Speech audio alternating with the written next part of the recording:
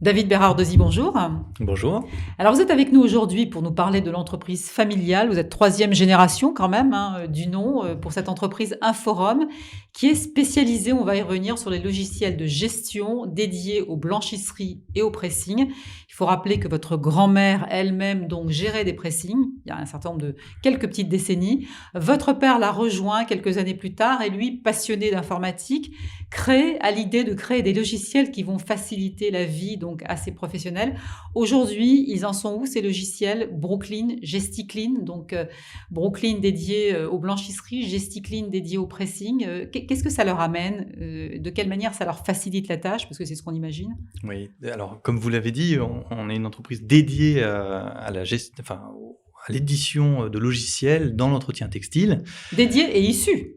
Et issu, tout à fait. Donc, l'entreprise a été créée en 1992. Au départ, les logiciels étaient faits pour l'entreprise familiale uniquement, et à peu près autour de 2005, donc Pascal, mon père, a décidé de commercialiser ce produit, en commençant par GestiClean, qui est le logiciel spécifique pour le métier du pressing, et ensuite Brooklyn, qui est un logiciel spécifique pour le métier de la blanchisserie, qui sont deux métiers totalement différents. Alors justement, en quoi ils sont différents? C'est pas forcément évident pour les néophytes que nous sommes.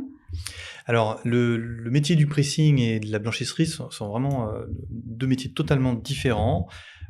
Tout simplement parce que le pressing, c'est le commerce de quartier que vous connaissez, dans lequel vous rentrez, vous déposez des articles, et puis vous les récupérez dans un temps donné. La blanchisserie, c'est un autre métier dans lequel on va avoir des modes de production différents, on n'a pas d'accueil client. Par exemple, quand vous amenez des draps dans votre pressing, en général, ces draps sont faits dans une blanchisserie, sans que vous le sachiez, la plupart du temps. Donc, ils sont transportés vers une unité de production qui est en général plus grande, avec plus de personnel. Des dimensions plus industrielles.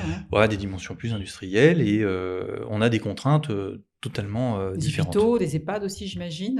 Alors, on peut faire effectivement ce qu'on appelle du petit paquet, donc c'est soit du linge qui vient de différents pressings, soit de la blanchisserie hospitalière, donc les hôpitaux, les EHPAD, etc. Mais on a aussi des structures d'autres types qui vont faire de l'uniforme. Par exemple, on a un de nos clients qui est un grand parc de loisirs en France, qui gère tous ces uniformes et qui les nettoie dans sa propre structure. Et la blanchisserie de l'Assemblée nationale, quand même. Tout à fait, on peut le citer. Alors, comment on fait pour convaincre, je pense notamment à ces petits commerçants, ça n'a rien de péjoratif, qui ont souvent le nez dans le guidon, comme les pressings, de se digitaliser comme ça, de passer à l'ère numérique? C'est pas forcément évident, il faut des arguments convaincants. Alors, le premier argument pour ce métier, c'est qu'il est complexe et qu'on a un grand besoin d'organisation de la production. On passe pas simplement une commande et on récupère un article. Ce que l'on fait dans ce métier, c'est qu'on va récupérer des articles, il faut contrôler leur état, il faut une expertise, il faut être capable de mettre ce qu'on appelle des réserves pour s'assurer qu'on est d'accord avec le client sur l'état. Ça paraît très simple de l'extérieur, mais finalement... Oui, il faut qu'on soit d'accord sur l'état du linge au moment où il rentre. Ensuite, il faut qu'on se mette d'accord sur la prestation qu'on va réaliser. Quand on prend un pantalon, on va peut-être faire un ourlet, on va peut-être faire une reprise de taille, on va peut-être faire un nettoyage, juste le repassage, etc.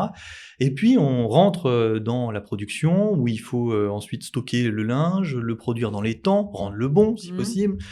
Et voilà, il y a beaucoup de choses comme ça à savoir, plus l'encaissement évidemment, qui est au cœur du métier. Aussi, parce que le logiciel prend aussi en compte effectivement la partie facturation, encaissement. Facturation, encaissement, voilà. Et ce métier qui est très, on va dire, sous pression réglementaire ces dernières années, qui était très sous pression, a besoin aussi de fluidifier un petit peu, de se moderniser. Et puis d'avoir accès aussi aux nouvelles technologies, à Internet et d'autres services. Et vous arrivez à convaincre au-delà de nos frontières, puisqu'apparemment, effectivement, vous séduisez au Mali, au Maroc, en Tunisie, en Bulgarie.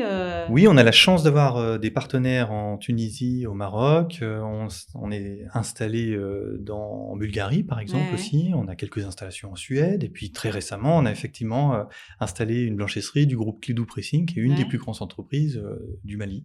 Et puis, alors, ces professions qui, à l'origine, sont quand même des vieux métiers, on peut le dire, vous réussissez quand même à les bousculer pas mal, parce que là, vous proposez carrément du click and collect, vous proposez du référencement géographique, etc.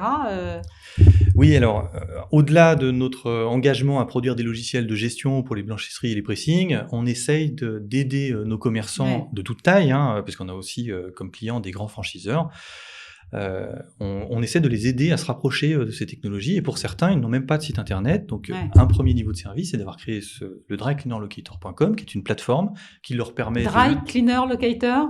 .com, c'est ça, Ouais. qui leur permet d'enregistrer leur pressing sur une carte et puis de créer, le premier niveau de service, c'est de créer simplement une page internet. Et au-delà de ça, par exemple, d'organiser un service de click and collect. Tout ça de manière gratuite pour aider justement notre écosystème de l'entretien textile à avancer. Voilà, écoutez, on en sait un petit peu plus sur Inforum, donc une entreprise dont vous êtes le co-gérant, entreprise familiale. Et ça, on aime bien, nous, chez UAB TV. Merci, David Bérardosi, d'avoir été avec nous aujourd'hui. Merci à vous.